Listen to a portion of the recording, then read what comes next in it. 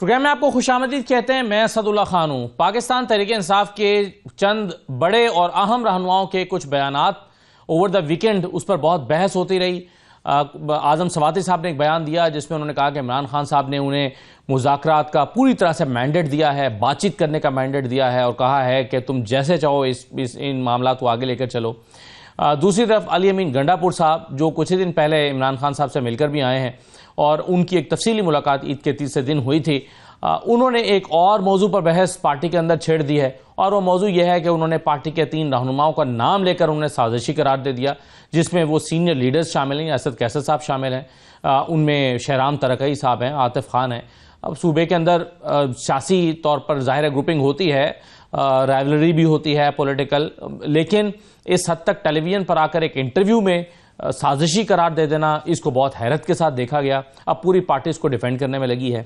इसके अलावा बैकडोर राब्तों की और बातचीत की, मुज़ाकरात की बातचीत जो है वो चल रही है कि कुछ अमेरिका से लोग आए हैं, उन लोगों ने आकर बहुत अहम लोगों से मुलाकातें यहाँ पर की हैं, अस्करी क़यादत से मुलाकात के दावे किए जा रहे हैं। आज़म सवाती साहब नाम लेकर कह रहे हैं कि मुलाकातें हुई हैं और फिर इसी तरह से यहाँ इमरान खान साहब से जेल में मुलाकातों की बात हो रही है। इसमें हकीकत कितनी है, इसमें सदाकत क्या है, या ये फिर वही एक ड्राइंग रूम गप है जो बस चले आ रही है।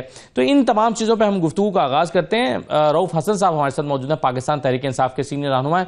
बहुत शुक्रिया रऊफ साहब, खुशामदीद। सर, सबसे पहले तो ये बताइए कि अमेरिका से चंद लोग आए हैं, कोई 5 के करीब लोग वो आकर मिले हैं, यहाँ पर उन्होंने कुछ मुलाकातें की हैं और इमरान खान साहब से भी क्या मुलाकातें की हैं, इस तरह की चीजें चल रही हैं, क्या हकीकत क्या है इसमें? थैंक यू असद साहब, बहुत मेहरबानी है आपकी। देखिए, कुछ लोग आए तो थे, उनके बारे में तो मेरा ख्याल है कि मीडिया में खासी एक्सटेंसिवली कवरेज भी मिल चुकी हुई है और ऑब्वियसली उनका मुद्दा जो यही है कि पाकिस्तान के जो मसाइल हैं जो कि इमरान खान साहब की कैद की वजह से दिन ब दिन ज़्यादा गंभीर होते जा रहे हैं, उनका कोई हल निकाला जाए। मुलाकातें होनी चाहिए। आपको पता है असद साहब, मैं one of the proponents, foremost proponents हूँ कि डायलॉग होना चाहिए, होते रहना चाहिए, डायलॉग का सिलसिला कभी नहीं टूटना चाहिए। तो मेरा ख्याल है कि मुलाकातें तो एक अच्छा अंदिया दे रही हैं हमें और मुलाकातों का सिलसिला जारी रहना चाहिए। मुझे उम्मीद है कि इन मुलाकातों के नतीजे में कोई ना कोई अच्छा फैसला हो पाएगा। रऊफ साहब, जो लोग मिले हैं उनमें क्या सजाद बरकी और आतिफ खान शामिल हैं? सजाद बरकी और आतिफ खान साहब नहीं आए जी, अभी वो नहीं आए। तो फिर आज़म सवाती साहब, जी मेरी भी इत्तला में से यही है, मेरी भी इत्तला रऊफ साहब यही है कि ये दोनों लोग नहीं आए। 4-5 और लोग हैं जिनमें 3 डॉक्टर हैं, 2 बिजनेसमैन हैं, वो आए हैं, उनकी मुलाकातें हुई हैं। लेकिन ये आज़म सवाती साहब इन दोनों लोगों के नाम लेकर क्यों कह रहे हैं, ये हैरानकुन बात है। आप इसको कैसे देख रहे हैं? मेरी इंफॉर्मेशन जो है जी वो यही है कि वो दोनों तशरीफ़ नहीं लाए। अब मैं इससे ज़्यादा कुछ कहना नहीं चाहूँगा। आज़म सवाती साहब की मुझे नहीं पता कि क्या सोर्स ऑफ इंफॉर्मेशन है, शायद उनको कुछ ऐसी चीज़ पता हो जो मुझे ना पता हो, लेकिन मैं काफ़ी यकीन के साथ कह सकता हूँ कि ये दोनों साहिबान जो है ये पाकिस्तान रीसेंट पास्ट में नहीं आए। अच्छा, तो जो बाकी 5 लोग आए हैं, क्या उन्हें इमरान खान साहब की हिमायत हासिल है? क्या उन्हें ये कमेटी बनाई थी इमरान खान साहब ने कि अगर मैंडेट का इख्तियार है तो इन 5 लोगों के पास है, या किसी को इख्तियार दिया था आतिफ खान को या सजाद बरकी को कि ये जो टीम बनाएंगे वो टीम आकर मुज़ाकरात करेगी, या ये अपनी कैपेसिटी में आकर मिले हैं? ये कोई ऐसा मैंडेट नहीं दिया गया हुआ, ये अपनी कैपेसिटी में। देखिए, सब लोग कंसर्न है इस मुल्क के बारे में, सब लोग चाहते हैं कि मुल्क के मसाइल जो है उनको हल किया जाए। सो हर कोई अपने अपने तय कोशिश कर रहा है। ये जो पाक पहल है, ये इनके मेंबर्स हैं मेरा ख्याल, और ये लोग आए थे यहाँ और इन्होंने द पावर्स दैट बी उनके साथ मुलाकात की है। खान साहब के साथ मुलाकात के बारे में मैं कंफर्मेशन नहीं हो सकता हूँ। जो पहला वफ्त आया था उसकी तो मुलाकात नहीं हुई थी, अगर उसके बाद कोई वफ्त आया तो उनके मैं बारे में डेफिनेटिवली कुछ नहीं कह सकता हूँ। कोशिश सबकी एक ही है कि जी मुल्क के मसाइल जो हैं उनको हल किया जाए, और मुल्क के मसाइल जैसा कि मैंने आपके पहले सवाल के जवाब में भी कहा है, वो बैठ के बातचीत करने से ही हल हो सकते हैं और कोई तरीका नहीं है। रऊफ साहब, मेरी अमेरिका में कुछ लोगों से बात हो रही थी, हैरानकुन तौर पर कुछ लोगों के यहाँ बड़ी एक तशवीश पाई जाती है, रिजेंटमेंट है।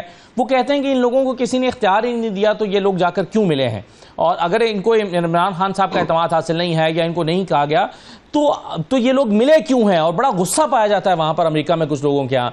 तो ये बताइए कि तहरीक इंसाफ क्या इन मुलाकातों को सपोर्ट कर रही है, या आप समझते हैं कि नहीं, ये इस तरह से मुलाकात अपनी मर्जी से किसी लोगों की नहीं होनी चाहिए, इन्हें तो हमने इख्तियार ही नहीं दिया है, ये तो पार्टी डिसिप्लिन में नहीं है, ये आप इसको देख कैसे रहे हैं? देखिए, इसमें इख्तियार की बात नहीं है इतनी ज़्यादा जितनी कि मोटिव्स की बात होती है। हमने किसी को नहीं कहा अमेरिका में कि आप हमारे बिहाफ के ऊपर इंटरसीड करें। हमने किसी को अपनी पार्टी के अलावा जो हमारे पार्टी के लोग हैं, अगर उनमें से कोई लोग एफर्ट ये कर रहे हैं तो वो ठीक है, वो एक डिफरेंट बात है, लेकिन इसके अलावा किसी को कोई स्पेसिफिक इख्तियार हमने नहीं दिया बातचीत करने का। लेकिन अगर मोटिव इनका यही है कि जी मुल्क के मसाइल हल होने चाहिए, मोटिव इनका यही है कि खान साहब को आज़ाद होना चाहिए, जिसके बारे में कि कोई दो राह नहीं पाई जाती, वो बेगुनाह कैद में है इस वक्त, तो वो मोटिव अगर ठीक है तो उनको मतलब सपोर्ट करने में कोई हर्ज नहीं है। बाकी रहा रिसेंटमेंट का कि जी अमेरिका में रिसेंटमेंट है, तो आपको पता है कि 10 लोग भी इकट्ठे हों, 6 लोग भी इकट्ठे हों तो उनमें भी मुख्तलिफ आरा पाई जाती हैं। अब कुछ लोगों ने इनिशिएटिव लिया है, वो कुछ करने की कोशिश कर रहे हैं, कुछ और लोग हैं जो शायद इनसे एग्री नहीं करते और उनके ज़हन में कुछ शकूक व शुबात मौजूद है, तो ये होता रहता है। लेकिन मेरी कंटेंशन ये है कि जो लोग भी काम कर रहे हैं, जो लोग भी एफर्ट कर रहे हैं, अगर उनका मोटिव ये है कि पाकिस्तान आगे बढ़े, पाकिस्तान के मसाइल हल हों, खान साहब को आज़ाद कराया जाए, तो मेरा ख्याल है कि मैं ज़हनी तौर के ऊपर, इंटेलेक्चुअल लेवल के ऊपर तो डेफिनेटली उनको सपोर्ट करूँगा। आप तो सपोर्ट करेंगे, लेकिन जुनैद अकबर साहब, आप ही की पार्टी के बड़े अहम रहनुमा, पब्लिक अकाउंट्स कमेटी के चेयरमैन हैं, वो कहते हैं, वो इन मुलाकातों को के लिए उन्होंने जो लफ्ज़ इस्तेमाल किया, वो कहते हैं कि ये हमें सुर्ख बत्ती के पीछे लगाने के मुतरादिफ है और इससे कुछ हासिल नहीं होगा। वो समझते हैं कि ये इससे एक टाइम गेन किया जा रहा है, बाय किया जा रहा है और कुछ और मकासद हासिल किए जा रहे हैं। पाकिस्तान तहरीक इंसाफ या इमरान खान को इसका कोई फायदा होने वाला नहीं है। देखिए, पिछले जब से खान साहब तकरीबन 2 साल हो गए हैं जेल में हैं, तो जिस तरीके से उनको जेल में रखने की कोशिश की गई है वो आपके सामने है, मुझे कुछ कहने की ज़रूरत नहीं है। लाजमी बात है, बहुत सारे लोग हैं, जुनैद साहब हैं, बिल्कुल ठीक हैं, और भी लोग हैं जो कि ऐसा सोचते हैं कि इनके साथ बातचीत जो है वो उसका कोई फ़ायदा नहीं है और ये कि ट्रक की बत्ती के पीछे लगाया गया हुआ है। लेकिन मैं जुनैद साहब की मैं बहुत बहुत दिल की गहराइयों से कदर करता हूँ, बहुत हमारे आइडियोलॉग वर्कर हैं, लेकिन मैं फील करता हूं कि जी जब सिचुएशन जो है इतनी गंभीर हो जाए, जो कि अनफॉर्चुनेटली इस वक्त मुल्क की हो चुकी हुई है, उस वक्त जो भी पॉसिबिलिटी एंड प्रॉस्पेक्ट जो है वो खड़ा हो, उसको सपोर्ट करना चाहिए कि शायद कोई किसी वक्त किसी चीज़ से कोई बातचीत को आगे बढ़ाने का और मसाइल हल करने का कोई एक रास्ता निकल आए। सही है सर। आजम सवाती साहब की भी बात हो रही थी, उन्होंने कहा है कि इमरान खान साहब ने मुझे मैंडेट दे दिया है, इख्तियारात दे दिए हैं कि आप जैसे चाहें बातचीत कर सकें। तो मैं सुनवाना चाहता हूं कि आजम सवाती साहब ने क्या दावा किया। मैंने कहा मैं इस वक्त आया हूं, मेरा किसी से कोई रास्ता नहीं है, मुझे इजाजत दें कि मैं डॉक्टर अलवी के जरिए और दूसरे लोगों को शामिल करके बातचीत के दरवाजे खोलूं। खान साहब ने कहा तुम्हें बिल्कुल इजाजत है। मैंने फिर पूछा कि मुझे तो कम से कम फिर आने का मौका मिलता है या नहीं मिलता। खान साहब ने कहा कि तुम्हें बताने की जरूरत नहीं कि तुम किसके जरिए से बातचीत करोगे, मुझसे अब तुमने नहीं पूछना। अगर बातचीत करते हैं तो मैं पहले दिन की तरह से तैयार हूं।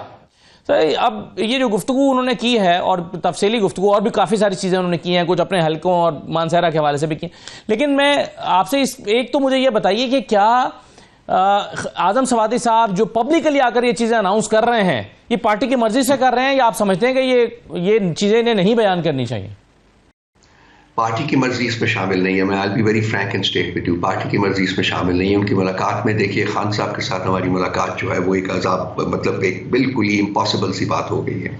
आपको पता है हाई कोर्ट के लार्जर बेंच ने, जिसको प्रिसाइड कर रहे थे हाई कोर्ट के एक्टिंग चीफ जस्टिस, उन्होंने हम एक SOPs मंजूर करके कहा था कि हमारी जो सियासी कायदीन है उनकी मुलाकात हर जुमेरात को करवाई जाए 6 बंदों की। पिछले 2 हफ्तों से वो मुलाकात भी नहीं करवाई गई अभी तक।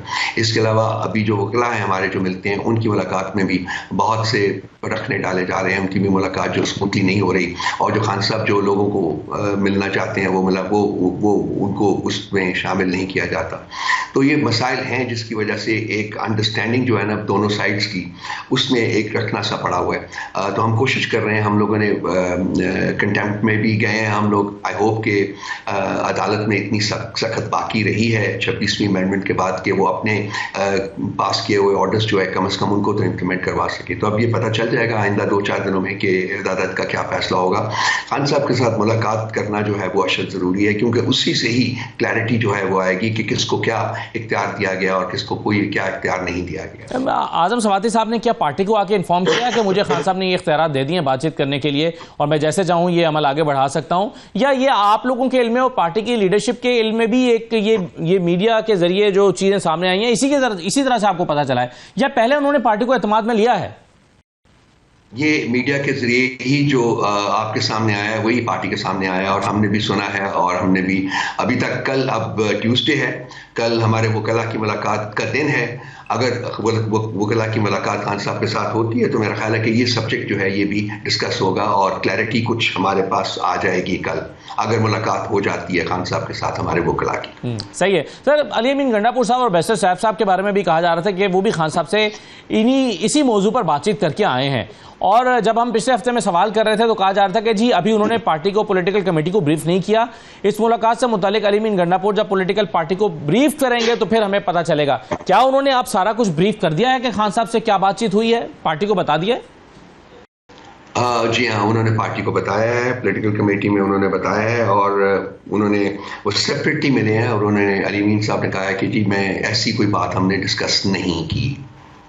यानी मुज़ाकरात और बैकडोर चैनल को एक्टिव करने से मुतालिक कोई बात नहीं हुई, एस्टैब्लिशमेंट के साथ राब्ते के मुतालिक कोई बात नहीं हुई। ये अली अमीन गंडापुर साहब का क्लैरिटी के साथ मौक़िफ़ पॉलिटिकल कमेटी के सामने है।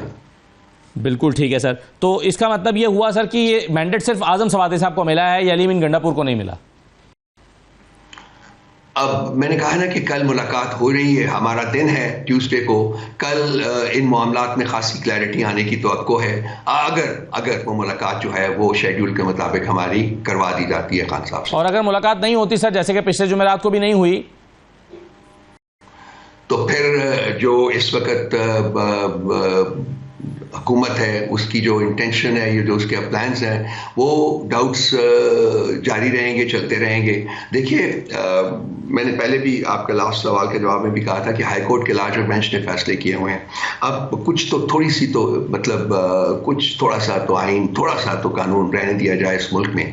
अगर हाई कोर्ट के लार्जर बेंच ने जिसको प्रिसाइड कर रहे थे चीफ जस्टिस खुद, अगर उस बेंच के पास किए हुए ऑर्डर की को इस तरीके से रद्दी की टोकरी में डाला जाता है, एक दफा नहीं बल्कि 2 कंसेक्यूटिव वीक्स के ऊपर, तो फिर आप देख लीजिए कि इस मुल्क का क्या है, मुस्तकबिल क्या है, किस तरफ हम जा रहे हैं। तो ये होनी चाहिए, मुलाकात के बगैर चारा नहीं है।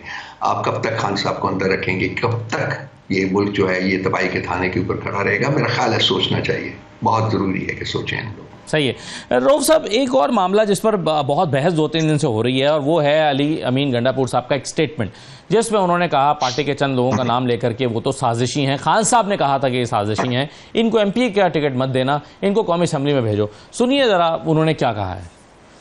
खान साहब के अहकामात है कि आतिफ, शाहराम और असद कैसर को एमपी का टिकट नहीं देना। अब मैं तो खुला आदमी खुल के बात करता हूँ कि साजिश करते हैं चूंकि, तो इसको तंग करेंगे बाद में, तो इनको सूबाई असम्बली में नहीं छोड़ना। ये साजिशी है, इनको सूबाई असम्बली में नहीं छोड़ना, ये इनको कौमी असम्बली में भेजो, इनको एमपी का टिकट नहीं देना।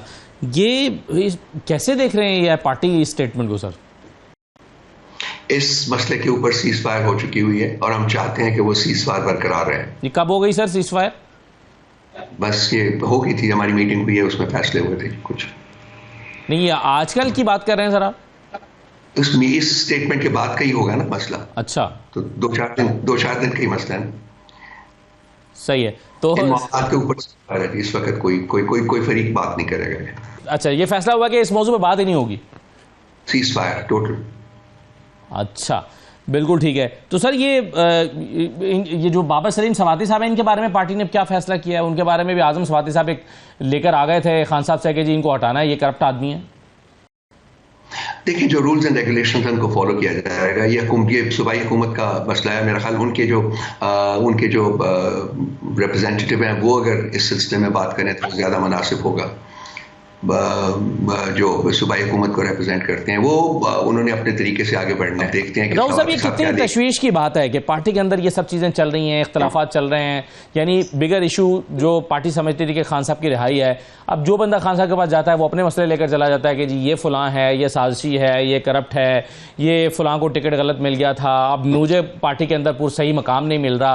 तो ये हर बंदा अपना मुकदमा लेकर खान साहब के पास जा रहा है और पार्टी ऐसा लगता है कि एक तकसीम नजर आ रही है और इन चीज़ों से तासुर भी यही जा रहा है। आपके ख्याल में ये कितनी तशवीश की बात है पार्टी के लिए?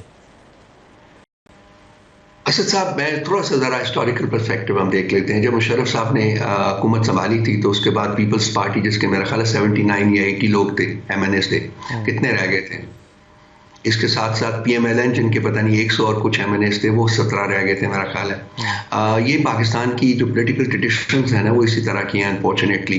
हमारा तो इससे बिल्कुल मुख्तलिफ मकाम है, इन द सेंस कि जी 3 साल रियासत अपनी टोटल फस्तायत, जुल्म और जबर इस्तेमाल करने के बावजूद भी PTI को अभी तक तोड़ नहीं सकी है। PTI जो है वो मौजूद है और 8 फरवरी को हमने अपनी ताकत का, अपनी इलेक्टोरल ताकत का भी मुजाहरा किया था। सो अगर आप कंपेयर करेंगे ना तो हमारे यहाँ जो परफॉर्मेंस है, PTI की परफॉर्मेंस जो है वो बाकी लीडिंग पॉलिटिकल पार्टी से करोड़ों दर्जे बेहतर है। हम पार्टी जो है उसको इंटैक्ट रखने में कामयाब हुए हैं और जितना जुल्म और जबर हम पे हुआ है, यकीन जानिए इसका कोई अशर उशीर भी वो PMLN या पीपल्स पार्टी के ऊपर नहीं हुआ था। तो थोड़ा सा हमें कॉम्प्लीमेंट कर दीजिए। बाकी इख्तलाफात जो होते हैं, इख्तलाफी आरा होती हैं पार्टी के अंदर, इतनी बड़ी पॉलिटिकल पार्टी है सर, सब लोग हर बात के ऊपर एक दूसरे के साथ हमेशा एग्री नहीं कर सकते हैं। तो हाँ, ये मैं कहूँगा, बिल्कुल बड़ा ब्लंटली कहूँगा कि हम सब लोगों को एक चीज़ का ख्याल रखना चाहिए और उस तरह से पॉलिटिकल पार्टी चलती है, वो ये जी कि जो पार्टी के मसाइल हैं वो पार्टी के फोरम्स के ऊपर डिस्कस करें, वो पब्लिक डोमेन में जाके डिस्कस ना करें। और ये मेरा ख्याल है कि हम इस डिसिप्लिन को भी इम्पोज करने की कोशिश कर रहे हैं। मेरा ख्याल है कि आइंदा आपको शायद इस किस्म की सिचुएशन जो है वो देखने को ना मिले। सही है सर, थोड़ी सी अलायंस के हवाले से बात कर लेते हैं। क्या ये समझ लिया जाए कि मौलाना फजल रहमान साहब अब आपसे दूर जा चुके हैं? बिल्कुल नहीं। उन्होंने कुछ वक्त मांगा था, लेट्स से 15 तक, और 15 तक उन्होंने कुछ अपनी कोई शूरा वगैरह से बात करनी थी, जो उनकी सेंट्रल एग्जीक्यूटिव कमेटी है उनसे बात करनी थी, और वो कुछ लोग ट्रैवल कर रहे थे जिसकी वजह से वो मीटिंग कन्वीन नहीं हो पाई। सो 15 तारीख तक उन्होंने कमिट किया हुआ है जी कि हम आपको बताएंगे। हमें उम्मीद है पूरी कि वो हमारे साथ इस तारीख में शामिल होंगे।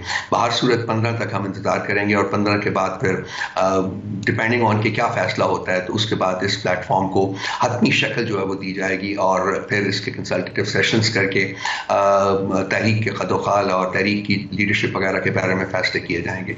कौमी इस्लामती कमेटी के एक और इजलास बुलाने से मुतालिक बिलावल साहब ने सालिसी का किरदार अदा करने की हामी भरी थी और शहबाज शरीफ साहब ने उन्हें यह मैंडेट दिया भी था। क्या फॉर्मली कोई राब्ता आपके साथ किया गया है पीपल्स पार्टी की तरफ से? पीपल्स पार्टी इसी मेरा ख्याल जब उन्होंने ये स्टेटमेंट दी थी उसी के साथ ही एक और स्टेटमेंट भी उनकी थी कि जी हम ना हुकूमत के अंदर हैं ना हुकूमत से बाहर हैं। तो मैंने पहले भी 2-4 दफ़ा कुछ प्रोग्राम्स में बैठ के कहा कि पहले वो ये फैसला कर लें कि क्या वो हुकूमत के अंदर हैं या बाहर हैं। हुकूमत के अंदर है तो उनका एक रोल बनता है, हुकूमत के बाहर है तो फिर उनका वो रोल नहीं बनता, कोई और रोल बनता है। तो मेरा ख्याल है उसके बाद बात की जाएगी। इस वक्त तक मेरा नहीं ख्याल कि कोई फॉर्मल उनकी तरफ से पैगाम कोई आया है PTI को। और तहरीक इंसाफ अपने तौर पर एक आपने कहा था कि हम या तो कौमी कॉन्फ्रेंस करेंगे, कौमी अमन कॉन्फ्रेंस करेंगे या फिर ऑल पार्टीज कॉन्फ्रेंस होगी। क्या फैसला हो पाया कि आप क्या कर रहे हैं या अभी कुछ भी फैसला नहीं हो पाया? नहीं, वो फैसला हो चुका हुआ है, वो करना है, लेकिन वो उसके लिए सिर्फ ये जो हमारा जो सियासी प्लेटफॉर्म है इसके तश्कील दिए जाने का इंतज़ार हो रहा है। उसके बाद जैसा कि मैंने पहले अर्ज़ किया कि सारे प्रोग्राम को हम यकमुश्त जो है उसको वो आपके साथ शेयर करेंगे जी। वो कौमी अमन कॉन्फ्रेंस है जो कि हम कराने जा रहे हैं। और ये कहाँ करने जा रहे हैं? इसका फैसला भी होगा जी, ये सियासी इत्तेहाद जो है इसके प्लेटफॉर्म से होगा। राउफ साहब, कल एक कन्वेंशन हुआ है पेशावर में पाकिस्तान तहरीक इंसाफ का, उसमें कुछ खिताबात हुए और उसमें कहा गया है कि जी कारकुन तैयारी करें, हर ज़िले से 5000 कारकुन जो हैं वो तैयार रहें, इस्लामाबाद की तरफ जाना है। ये क्या प्लान हो रहा है? ये बेसिकली जो एक पुरअमन तहरीक जो है मुल्क भर में जो शुरू की जा रही है, ये जिस सिलसिले में मैंने अभी अर्ज़ किया कि वो जो सियासी प्लेटफॉर्म है वो तश्कील दिया जाएगा 15-16 अप्रैल तक वो फाइनलाइज हो जाएगा। तो उसके बाद जो हमने तहरीक शुरू करनी है, ये सब एक मोबिलाइजेशन कह लीजिए, एक मोबिलाइजेशन कैंपेन जो है, वर्कर्स की मोबिलाइजेशन कैंपेन जो है उसका आगाज़ किया गया है पेशावर से।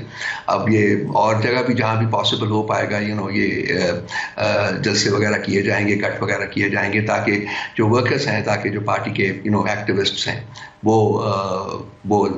एक्टिव रहें, वो मोबिलाइज हों। सही है, चलिए बहुत शुक्रिया रऊफ हसन साहब प्रोग्राम में शिरकत करने के लिए। एक छोटा सा ब्रेक लेते हैं, ब्रेक के बाद वापस आते हैं।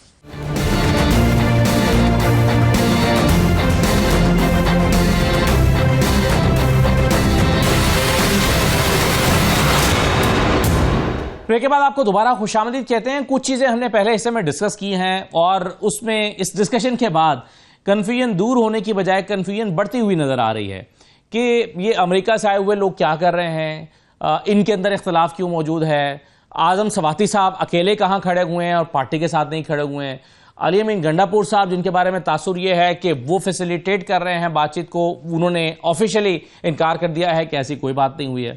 तो फिर हो क्या रहा है, अमेरिका से आए हुए लोग क्या कर रहे हैं, बाकी लोग क्या कर रहे हैं। और इसके साथ साथ एक और बड़ा अहम मौजू है कि एक इकट्ठ लंदन में होने जा रहा है।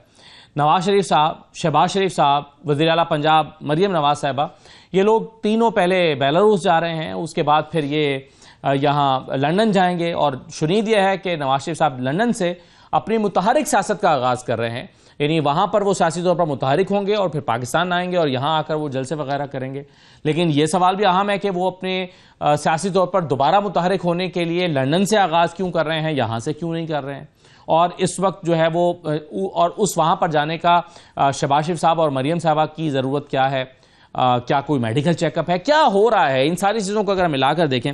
हमारे साथ इमरान इस्माइल साहब मौजूद हैं, साबिक गवर्नर सिंध और पाकिस्तान के सीनियर सियासतदान। बहुत शुक्रिया इमरान इस्माइल साहब, खुशामदीद। मौला बख्श चांडियो साहब हमारे साथ मौजूद हैं, पाकिस्तान पीपल्स पार्टी के रहनुमा हैं, और सेनेटर अफनानुल्लाह साहब हमें ज्वाइन कर रहे हैं, PMLN के रहनुमा हैं। मैं आप सबको खुशामदीद कहता हूँ। इमरान इस्माइल साहब, कुछ आपको समझ आ रही है इमरान खान साहब की रिहाई के लिए? अगरचे इस मौजू पर काफ़ी एक्टिविटीज़ तो हो रही हैं, आज़म खान साहब की एक मुलाकात हुई, वो कहते हैं इस मौजू पर हुई। अली अमीन गंडापुर साहब की मुलाकात के बारे में ये गुमान है कि शायद वो इसी मौजू पर हुई है, बैरिस्टर साहब की भी, लेकिन वो मान नहीं रहे हैं। उधर से कुछ अमेरिका से डॉक्टर्स और कोई बिजनेसमैन भी आए हैं, क्या हो रहा है? देखिए, जहाँ तक डॉक्टर्स का सवाल है, वो मेरे साथ इन टच भी हैं और मेरी उनसे बातचीत भी होती है और वो वाकई बड़ी कोशिश कर रहे हैं। उनकी यहाँ बड़ी मुलाकातें भी हुई हैं और उस मुलाकातों का अहवाल भी कुछ उन्होंने शेयर किया, लेकिन वो जाहिर है कि मुनासिब नहीं है कि वो मैं शेयर करूँ। वो अगर आप उन्हीं से पूछें तो वो बताएं ज़्यादा बेहतर है। लेकिन वो एक सीरियस एफर्ट हो रही है उनकी तरफ से। अब वो कितनी कामयाब होती है कितनी नहीं होती ये मैं बताने से कासिर हूँ। लेकिन जो आज़म स्वाति साहब ने कल रिलीज की है वीडियो जी, मुझे उसकी कोई जरूरत समझ नहीं आई कि वो अगर तो इमरान खान साहब ने वाकई जैसे आज़म स्वाति साहब कह रहे हैं कि उन्हें टास्क दिया था, तो वो उनको पब्लिक करने की क्या जरूरत पेश आ गई, या जो बात वो कर रहे हैं कि पार्टी के लोग नहीं चाहते थे कि जलसा हो, उसे आम मंजर आम पर लाने की क्या जरूरत थी, उससे क्या फायदा होगा, वो मेरी समझ से बाहर है। आज़म स्वाति साहब से मेरा कांटेक्ट नहीं है, अगर कभी कांटेक्ट एस्टैब्लिश हुआ तो मैं जरूर उनसे पूछूंगा कि आखिर ऐसा क्या जरूरत पड़ी थी कि ये करने से। मुझे तो नहीं नजर आता कि तहरीक इंसाफ को या इमरान खान को इससे कोई फायदा पहुंचा होगा, नुकसान अलबत्ता होता है। पीटीआई तो खुद भी इस पर हैरान है, वो कहते हैं कि जी हमें ना एतमाद में लिया गया ना हमें बताया गया, हमें तो खुद उनके इस वीडियो बयान के जरिए पता चल रहा है कि क्या हो रहा है। देखिए, पीटीआई को बहरहाल नेगोशिएशन की तरफ ही जाना पड़ेगा, क्योंकि उन्होंने अपनी जोर आजमाई और सारी चीज करने की कोशिश तो की है।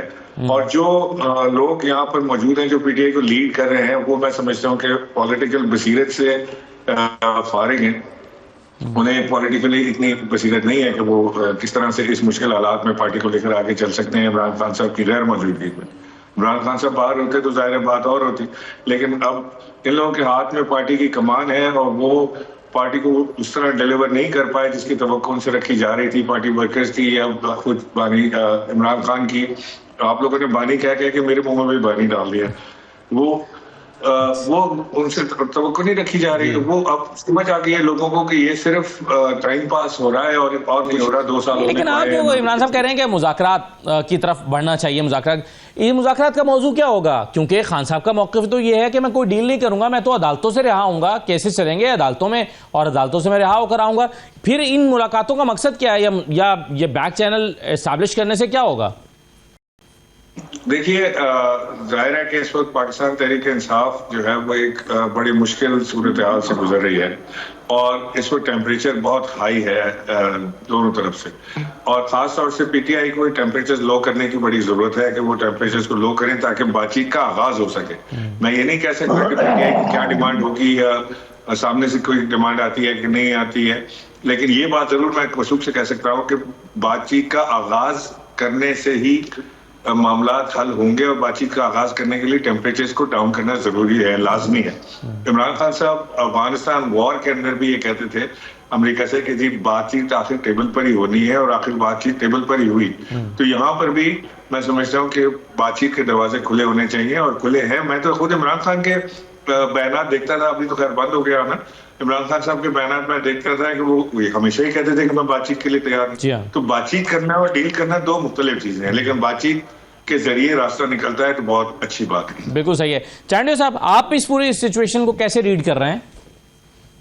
मैं गवर्नर साहब ने जो बात की है मैं उनसे मुत्तफिक हूँ। खान साहब ने मायूस भी इसीलिए किया है मुझे तो कि उन्होंने बातचीत के दरवाजे बंद कर दिए। सियासतदान दरवाजे बंद नहीं करते, सियासतदान इंतहा जाकर भी बातचीत करेंगे। इतनी बड़ी दुश्मनी होती है, बड़े दो अजीम मुल्कों में होती है, बातचीत करनी पड़ती है। चाइना और जापान ने बातें की है, अमेरिका और रूस बात करते हैं, तमाम बातों के बगैर सियासत कैसे चलेगी?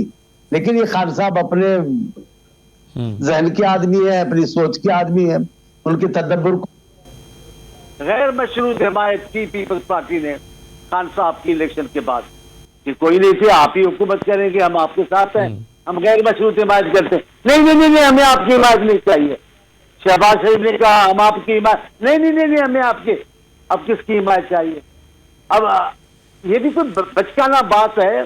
गवर्नर साहब सुन रहे हैं मेरी आवाज? बचकाना बात है। जिनके पास अख्तियार है मैं उनसे बात करूंगा।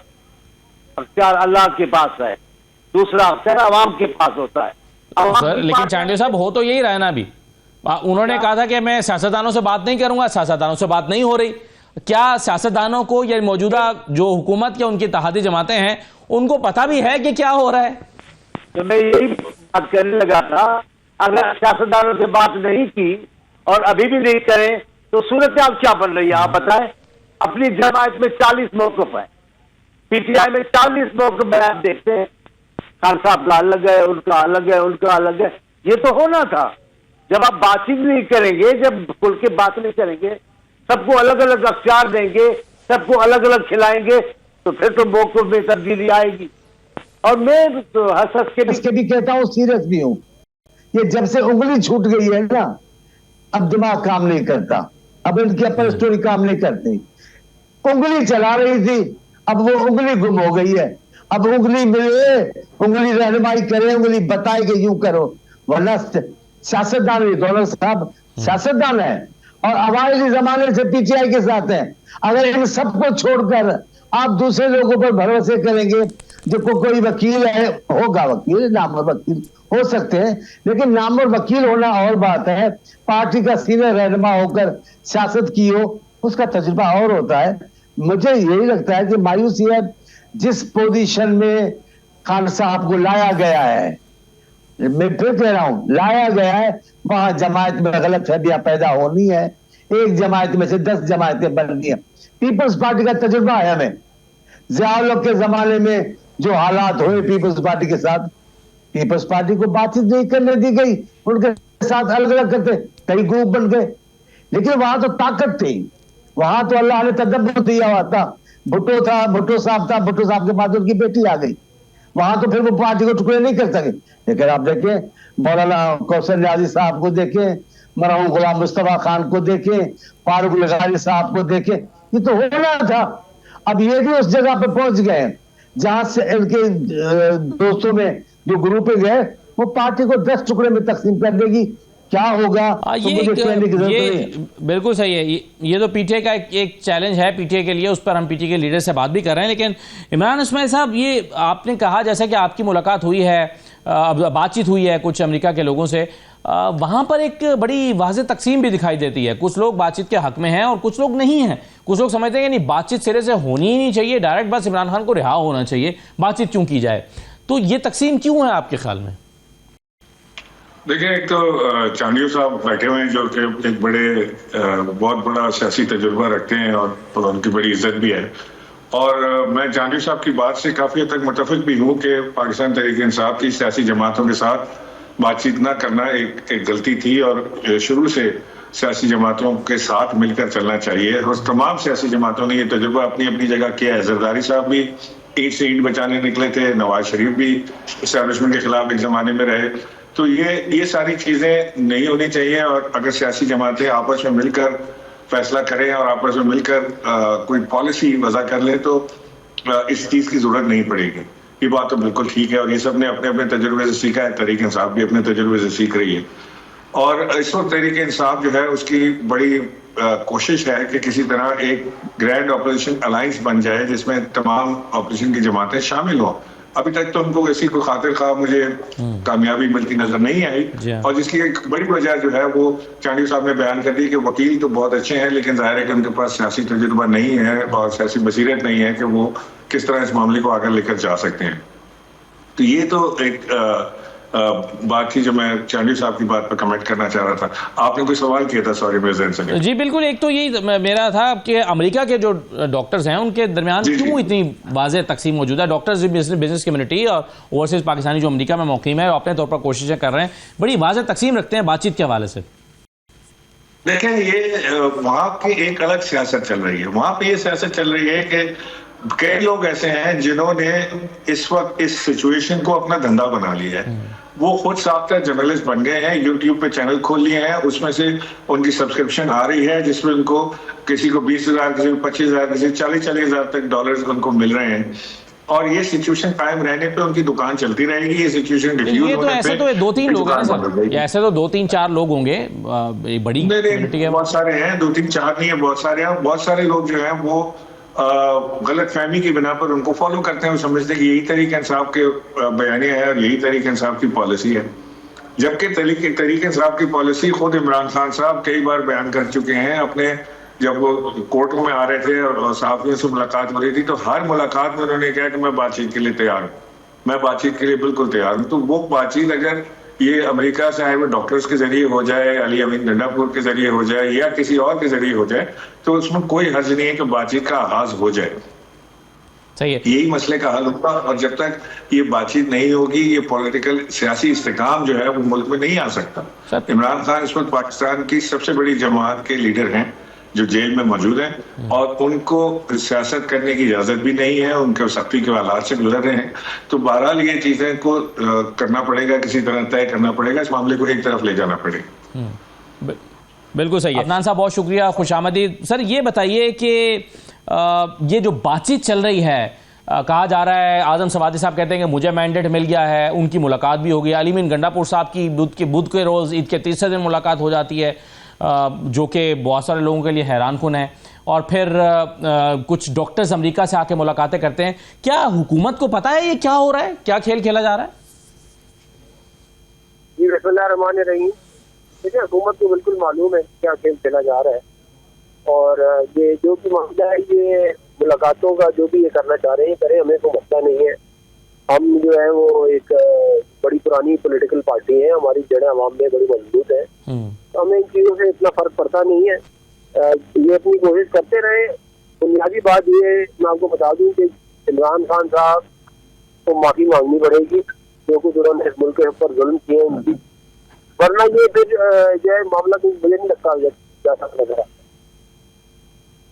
आपके ख्याल में जब तक अगर वो माफी नहीं मांगेंगे, आप 9 मई की तरफ इशारा कर रहे हैं, तो ये बातचीत जो है ये आगे बढ़ ही नहीं सकती?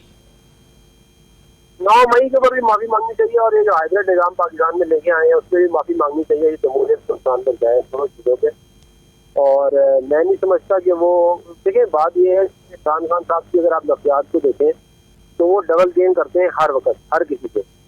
तो वो किसी को उनसे मिलने जाता है, कोई कहता है मैं करा दूंगा तो उसे कहते जाओ कर लो, और साथ ही सोशल मीडिया को कह देते हैं कि इसको गालियां दो अगर ये बात करे। तो ये पिछले काफी अर्से में यही सिलसिला चल रहा है, ताकि कोई उनको बोलेगा तो वो कहेंगे मैं तो इसमें हूँ। तो जाहिर है इस तरह की क्या बातचीत होगी, कोई ट्रस्ट लेवल ही नहीं है, कोई बिल्कुल एतमाद जो है वो मतलब माइनस में है। देखिए इरफान साहब, पीटीआई ये कहती रही है कि हम मौजूदा हुकूमत के जो लोग हैं इनसे बातचीत नहीं करेंगे, हम उन्हीं से बात करेंगे जो मैटर करते हैं।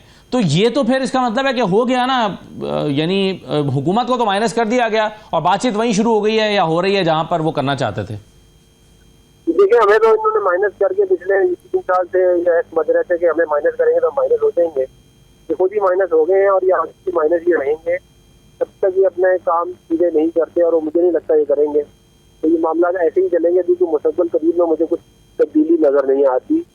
ये वैसे जमहूरियत का नारा लगाते हैं, मगर आप इनके काम देख लेंगे क्या है। ये जब खुद हुकूमत में आए तो हाइब्रिड निजाम लेके आए, और अब जब अपोजिशन में तो कह रहे हैं सब से बात करेंगे। ये कोई जमहूरी लोग है नहीं, ये बस पावर ग्रैब के चक्कर में कहीं से पावर इनको मिल जाए वन डे और दी अदर, और उसके लिए चाले चलते रहते हैं रोजाना। लेकिन अब ये एक्सपोज हो चुके हैं बहुत बुरी तरह इमरान खान साहब। ये एक शुरू में जो था एक वक्त थोड़ा बहुत लोगों का ट्रस्ट था, अब वो खत्म हो गया, वो वाला मामला रहा नहीं है। अब लोगों को समझ में आ जाती है जो ये काम कर रहे होते हैं, तो इससे मैं नहीं समझता कि कोई मेजर ब्रेक थ्रू होगा। मगर सेनेटर साहब, आप जैसे कि 2-3 दफा आपने कहा कि ये हाइब्रिड निजाम लेकर आए और इसके लिए इनको माफी मांगनी पड़ेगी, तो ये हाइब्रिड निजाम तो अभी भी चल रहा है, शायद हाइब्रिड प्लस चल रहा है, तो इस पर कल को आपको भी फिर माफी मांगनी पड़ेगी। आपने इसको डिसकंटिन्यू क्यों नहीं किया?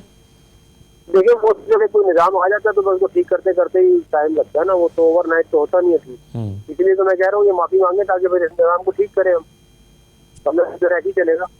तो इस निजाम को ठीक करने में पीटीआई की माफी रुकावट बनी हुई है सर? पीटीआई की माफी जो है वो देखिए ना, हमने, मुझे आप बताए ना, हमने चार्टर डेमोक्रेसी किया, अदलिया की हक में तहरीक चला के अदलिया को बहाल किया मियां नवाज शरीफ साहब ने, और इस मुल्क के अंदर जो है वो जमहूरियत को बहाल किया, और उसके बाद 10 साल मुस्तहकम रहा निजाम, और किसने आगे निजाम को खराब किया? वो सारा पाकिस्तान जानता है जी। तो अब हमारा यही काम रह गया है कि ये निजाम खराब करें हम ठीक करें, ये खराब करें हम ठीक करें। यही मुशर्रफ को भी यही सपोर्ट करते थे, हर जो आमिर है इसको ये सपोर्ट करते हैं, इनके कोई रवैये जमहूरी नहीं है। तो ये तमाम चीजें जो है फिर मतलब कि ये काउंट होती है ना ये तमाम मामला। सही है। सेनेटर साहब ये बता दें कि ये बेलारूस में क्या होने जा रहा है? मरियम साहबा भी जा रही हैं, वज़ीर आज़म साहब भी जा रहे हैं और नवाज शरीफ साहब भी जा रहे हैं, और फिर तीनों लंदन भी जा रहे हैं। कोई ख़ास पॉलिटिकल मीटिंग्स हैं, एजेंडा है, कोई कारोबारी मीटिंग्स हैं, कुछ नवाज शरीफ साहब का इस दौरे में क्या रोल है, कुछ बता सकेंगे आप? देखिए बात यह है कि मियां मोहम्मद नवाज शरीफ साहब जो है वो एक बहुत आला दर्जे के स्टेट्समैन है, और उनके बहुत ज़बरदस्त ताल्लुकात हैं दुनिया में, बहुत जो लीडरशिप है मुख्तलिफ ममालिक की उनके साथ। बेलारूस भी उन्हीं में से एक मुल्क है। बेलारूस के भी सदर भी आए थे, आपको मालूम है, वो मरी गए मियां नवाज शरीफ साहब से मिलने के लिए। तो ये उसी के सिलसिले में गौर करी है, और बुनियादी ऑब्जेक्टिव जो है वो पाकिस्तान के जो है वो मामलात है, वो जाती कारोबार वगैरह जो है तो उनको वैसे भी चलता रहता है, उसके लिए जाने की जरूरत नहीं है। ये बुनियादी तौर पर फॉरेन अफेयर्स के लेवल के ऊपर पाकिस्तान के जो मामला सीधा करना चाहते हैं, जैसा तैनात करके वैसे इमरान खान साहब, उसको उसके लिए जो है तकोदाव की जा रही है। सही है, बिल्कुल ठीक है। चलिए हम एक छोटा सा ब्रेक लेते हैं प्रोग्राम में, ब्रेक के बाद वापस आते हैं। इस पर जरा मजीद थोड़ी सी गुफ्तगू करते हैं कि लंदन में कहा जा रहा है कि नवाज शरीफ साहब लंदन में अपनी सियासत को दोबारा मुतहरिक करने जा रहे हैं। एक सवाल यह है कि वो अपनी सियासत को मुतहरिक यहाँ पाकिस्तान में क्यों नहीं कर रहे हैं, वहां पर जाकर मुतहरिक करेंगे और फिर पाकिस्तान आएंगे और उसको कंटिन्यू करेंगे और यहाँ आकर जलसे करेंगे, कुछ इस तरह का प्लान है। और नवाज शरीफ साहब का बेलारूस जाना क्यों इंपॉर्टेंट है, एक छोटा सा ब्रेक लेते हैं, ब्रेक के बाद वापस आते हैं।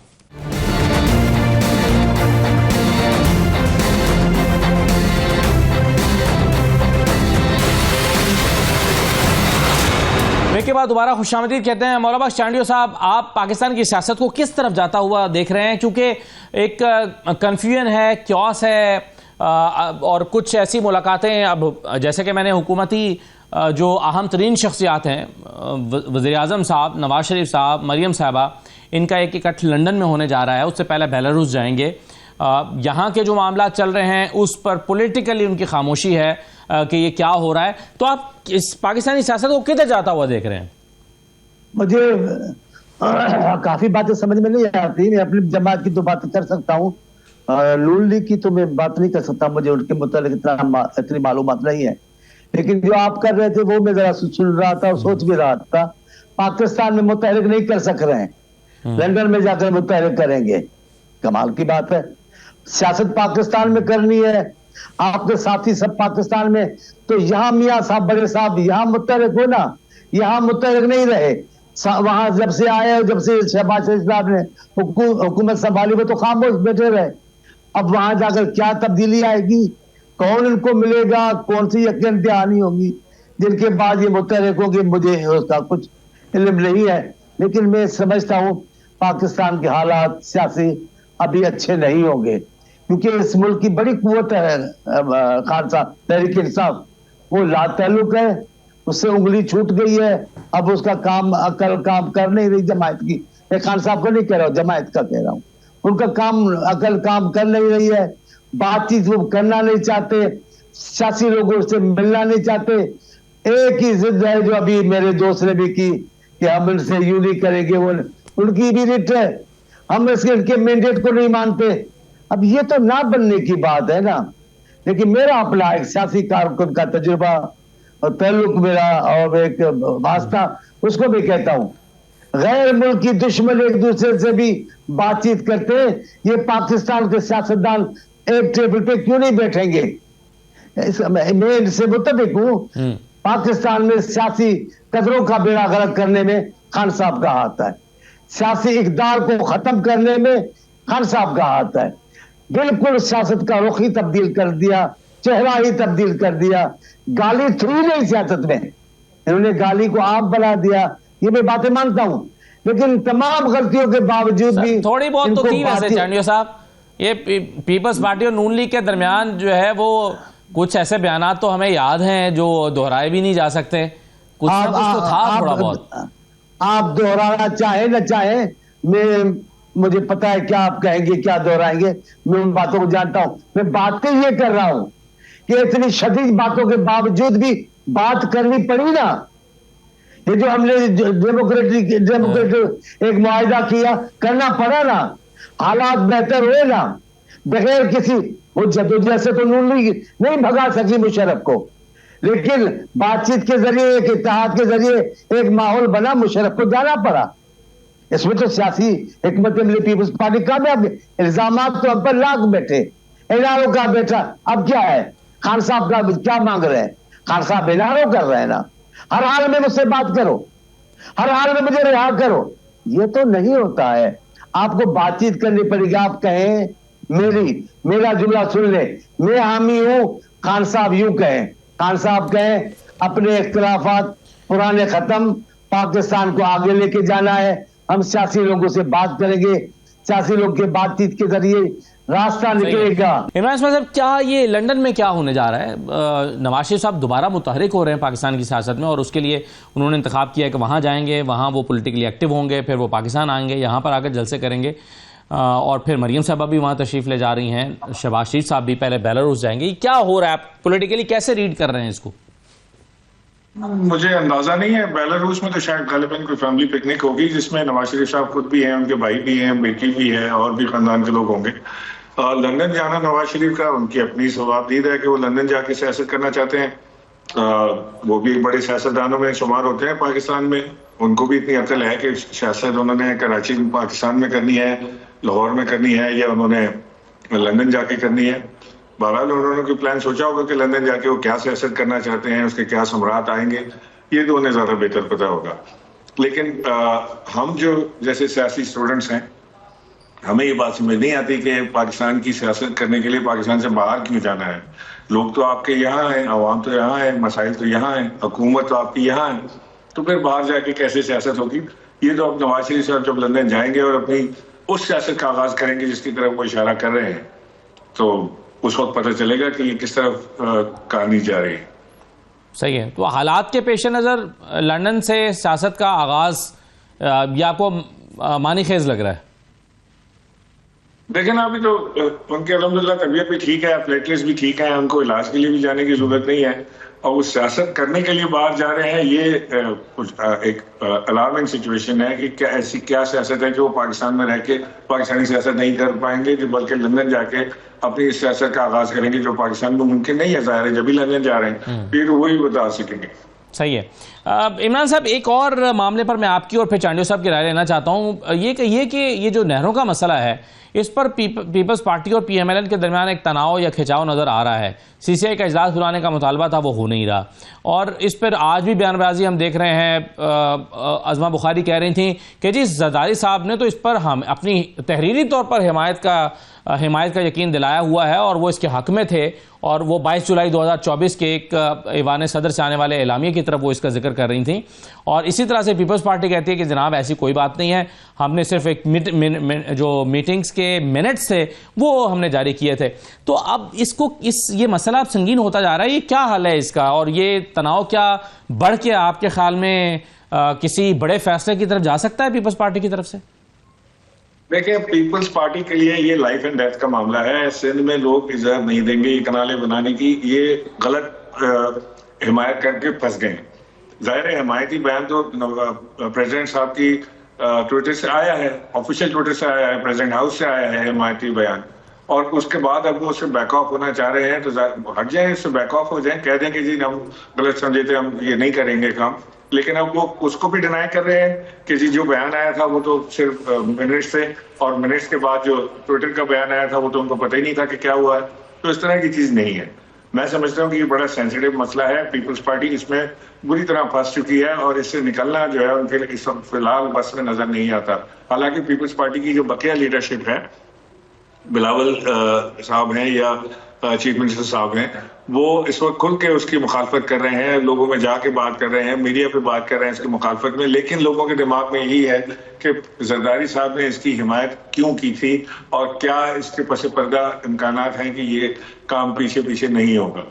और ये सिंध के जो नहरें निकालने का मामला है, पानी सिंध में ऑलरेडी शॉर्ट है, कम नहीं है, कम है पानी। नहरों में कहाँ से पानी आएगा, वो कौन सा ऐसे जादू होगा कि उन नहरों के अंदर पानी आ जाएगा या किसी का पानी काट के दिया जाएगा, ये बात अभी तक क्लियर नहीं बताई गई। बस बयानबाजी चल रही है। और जो पीएमएलएन का स्टैंड है कि पीपल्स पार्टी बिल्कुल राजी थी इसके ऊपर, वो मैं समझता हूँ कि उनका ये स्टैंड बिल्कुल ठीक है। अगर चांडियो साहब पीएमएलएन अपने इस मौक़िफ़ से और नहरों वाले मामले से पीछे नहीं हटती, तो क्या पीपल्स पार्टी और पीएमएलएन के इत्तेहाद को खतरा हो सकता है? मेरा ख्याल है नून लीग नहीं हटेगी। माजी में ऐसा ही हुआ। ये वज़ीर आला थे हमारे मौजूदा वज़ीर आज़म है मियां साहब, उन्होंने भी यही ऐसा खतरनाक मौक़िफ़ अख्तियार किया था थल कैनाल पर, जो हम सब दंग रह गए थे कि पाकिस्तान का सियासतदान होकर पाकिस्तानी कौमी सियासत भी करेगा और इतना मौक़िफ़ रखेगा सूबों के खिलाफ, वो नहीं चलेगा। अभी भी मैं ये समझता हूँ, अभी भी शहबाज शरीफ साहब हटने की तो बात नहीं करेंगे, बढ़ने की बात करेंगे। इसी वजह से जो मामला सीसीआई से नहीं मंजूर हुआ है, वो उस कैनालों की जगह पे पंजाब की वज़ीर आला साहिबा जाकर वहां मुआयना किया है, विजिट किया है। ये लोगों को अच्छा नहीं लगा, हम सिर्फ हमको नहीं, तमाम गैर जानकार लोगों को भी, कि जो मुआहिदा भी मंजूर, जो मनसूबा मंजूर नहीं हुआ है गवर्नमेंट से, आप जाकर उनको विजिट करेंगे, इसका क्या मतलब होता है? आप देखें, बिलावल साहब ने हर बार कहा है, लेकिन अभी जो लाड़काना में कहा है वो यही कहा है कि अगर ये नहीं हटेंगे तो हम इनसे हट जाएंगे, हमें ये मंजूर नहीं होगा। और दूसरी बात, सिर्फ पानी का मसला सिंध के लिए जिंदगी और मौत का मसला है। हम उससे कैसे भी हट सकते हैं? हम अपने लोगों को कैसे छोड़ देंगे कि वो प्यासे मर जाए? अभी ये गवर्नर साहब को पता है, ठट्टे और बजीर की जमीनें जाकर देखें, कितनी काला पानी समंदर का आ गया है, क्योंकि ये दस्तूर है कि दरिया नहरी पानी अगर समंदर में नहीं जाएगा तो समंदर ऊपर आ जाएगा। समंदर का पानी आ चुका है ठट्टे और बजीर में लाखों एकड़ ले गए, समंदर बुर्द हो गए, फसलें हमारी खत्म हो गई हैं। जो आलीशान जमीनें थी उनमें काला पानी खड़ा हुआ है। ये कैसे मुमकिन है? इतनी तबाही बर्दाश्त करके भी हम शहबाज शरीफ साहब का साथ देंगे? मुमकिन नहीं है, ये नामुमकिन है। ये हमारे वजूद का मामला है, सिंध आम पानी पीने की बात नहीं है। सिंध के पानी का मसला। तो इसमें चांडियो साहब फिर क्या हुआ था उस वक्त 22 जुलाई 2024 को? क्या प्रेसिडेंट साहब पूरी तरह से ब्रीफ नहीं थे? उन्होंने जो उस वक्त एलामिया जारी कर दिया कि ये बड़ा जबरदस्त मंसूबा है, जल्द अज जल्द मुकम्मल होना चाहिए, ये पाकिस्तान की खुशहाली का मंसूबा है। क्या उस वक्त उन्हें पूरी तरह से ब्रीफ नहीं किया गया? क्यों उन्होंने इन नहरों को खुशाइन करार दिया उस वक्त? मुझे मालूम नहीं है, लिहाजा मैं उस पर तबसरा कर नहीं सकता। मेरे लीडर क्या बयान है, पता नहीं किन हालात में किन बातों के मुताबिक किया था, मुझे नहीं पता। लेकिन मुझे आज क्या पता है, आज कोई भी पीपल्स पार्टी का कारकुन हो या ओहदेदार हो या रहनुमा हो, वो केनालों की हिमायत नहीं कर सकता। तो सदर साहब को भी ज्वाइंट सेशन में बोलना पड़ा और बिलावल साहब को लालखाना में बोलना पड़ा। हम सब के सब, मैं छोटा सा कारकुन हूं, मैं कहता हूँ ये मामला सिंध की जिंदगी और मौत का मसला है और बिलावल साहब ने ठीक कहा है। अगर इतना सही मामला है तो हम सिंध के लोगों सही है। तो आप ये कह रहे हैं कि अगर PMLN इससे पीछे नहीं हटेगी तो फिर पीपल्स पार्टी इस इत्तेहाद से पीछे हट जाएगी। बहुत शुक्रिया मौलाना चांडियो साहब, इमरान इस्माइल साहब, बहुत शुक्रिया प्रोग्राम में शिरकत करने के लिए। ये नाज़रीन आज का प्रोग्राम था, इजाज़त दीजिए, अल्लाह हाफिज़।